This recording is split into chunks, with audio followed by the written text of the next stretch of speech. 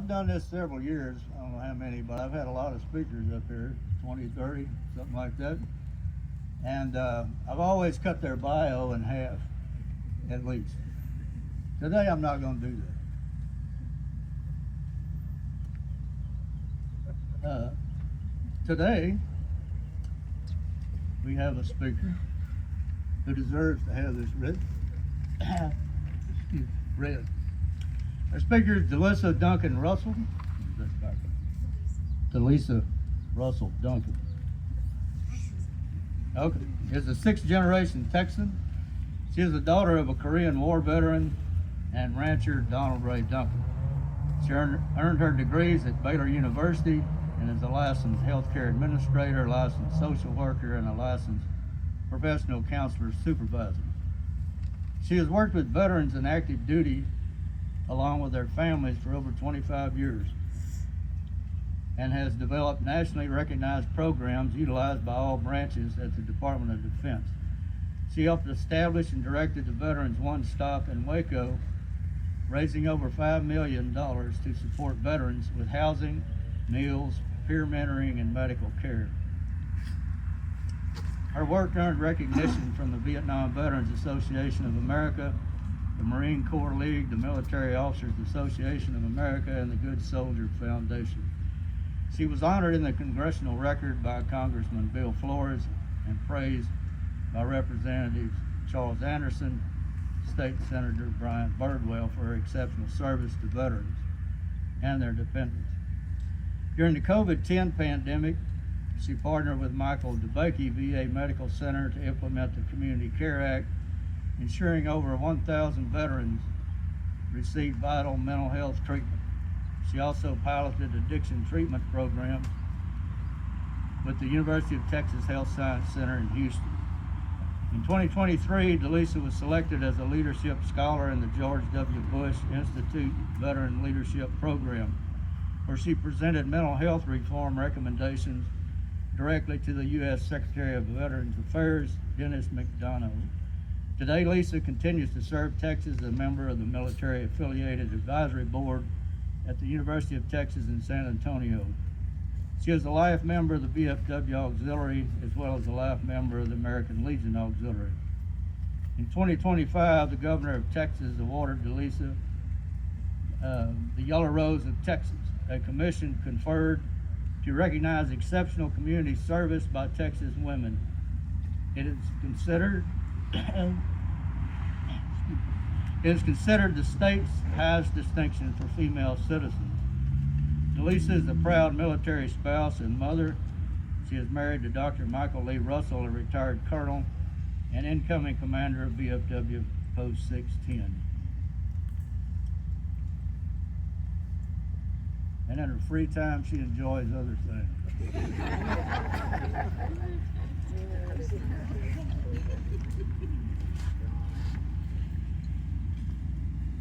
At this time, I'd like to present Delisa.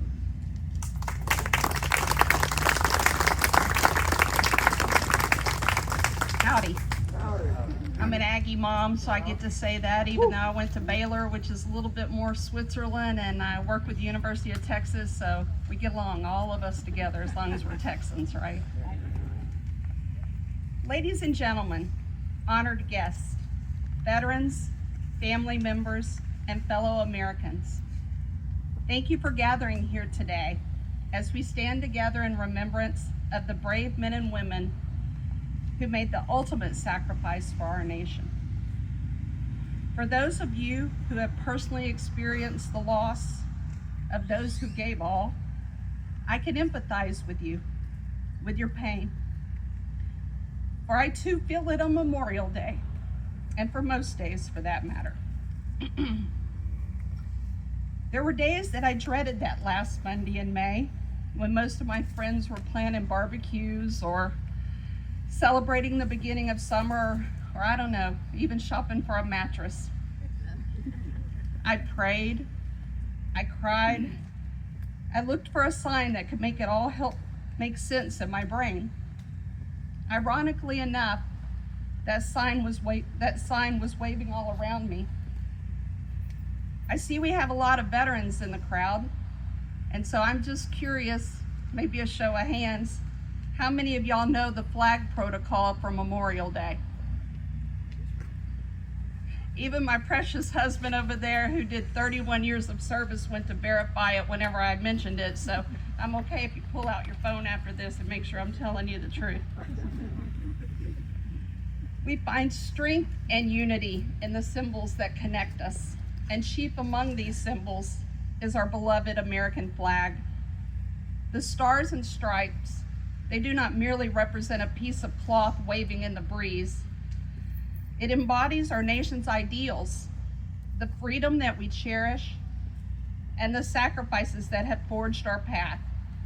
Every fold, every color, red for valor and sacrifice, white for purity and innocence, blue for vigilance and justice, carries the stories of those who have given everything so that we might live in liberty. On Memorial Day, our flag protocol is not just a tradition. It is an expression of our communal grief, gratitude, and respect. And I believe it's a call to action, a reason to carry on. At sunrise today, our flag was raised briskly to the top of the staff. Then it was lowered to half staff, where it will remain until noon.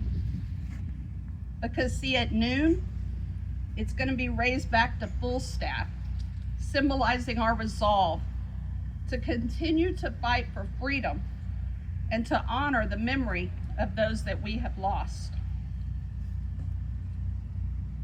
Early in the morning hours of March 23rd, 1993, a young brown-eyed naval airman who I had planned to spend the rest of my life with died when his Hawkeye surveillance plane crashed into the sea while returning to the carrier USS Theodore Roosevelt. In a flash, he and 4 of his fellow airmen were gone. It had only been a few years before that I had lost my father.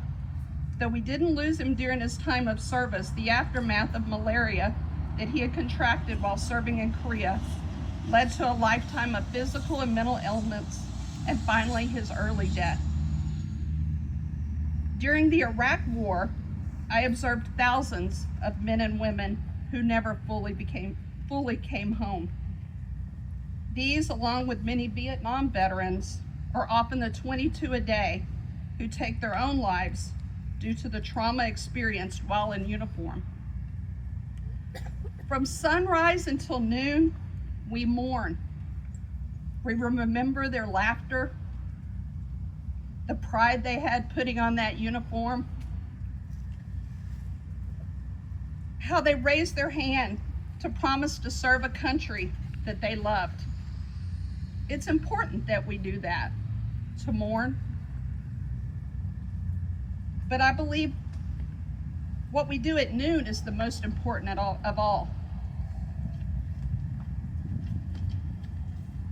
At noon, protocol will have us raise our flag back to full staff, symbolizing our resolve to continue the fight for freedom and to honor the memory of those that we have lost.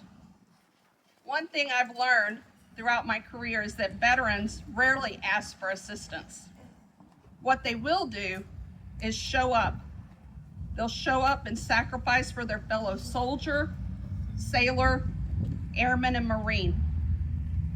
When I was serving as the director of the Veterans One Stop in Waco, I had many discussions with veterans who struggle when others would approach them and thank them for their service. Granted, this was much more than their fellow Vietnam veterans had gotten when they returned home. But nevertheless, these veterans had a difficult time accepting what was meant to be support. It was then that we came up with a slogan, and it helped it all make sense to us. I said to them, "Thank you for your service. We still need you." This is the same charge that I had given to countless patients in treatment. It frequently balances the scales of moral injury and survivor's guilt.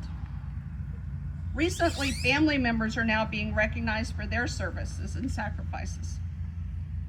This took time, and I believe it's a positive sign of progress for those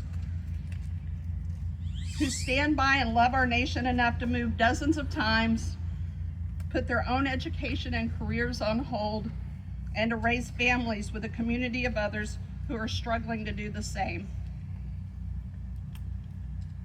Thank you for your service. We still need you gives us a mission and a way to forge forward. Like that flag being raised at noon, we must also rise up and carry on. By continuing the mission, we say that our loved ones are not forgotten. We show that their sacrifices are etched into the very fabric of our nation, and we will carry on. If you're wondering what that mission is for you, I implore you to seek out ways to volunteer in your own community. See, volunteering isn't just about helping other people.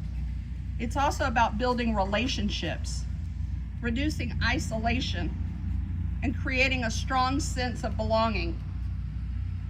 It turns simple acts of service into meaningful human connections that enrich both the individual and their community. Sadly, we're living in a time that many are only thinking of me. But when you sign up at your local food banks, your USOs, your VFWs, you're putting that attention back on we. So as we conclude, let us look to our flag. Half staff this morning, but it'll be full staff at noon. Let us uphold the values that it represents. This simple yet profound gesture is a silent conversation between the past and the present, between those who have perished and those of us that remain.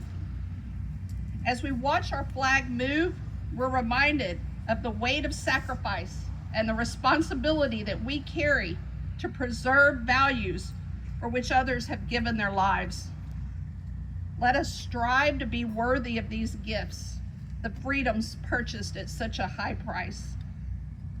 May our acts of remembrance, big and small, continue to honor their memory, not just on Memorial Day, but every day. Thank you for having me here today, and I believe it's almost noon. That means there's lots of work to be done. Thank you for your service. We still need you.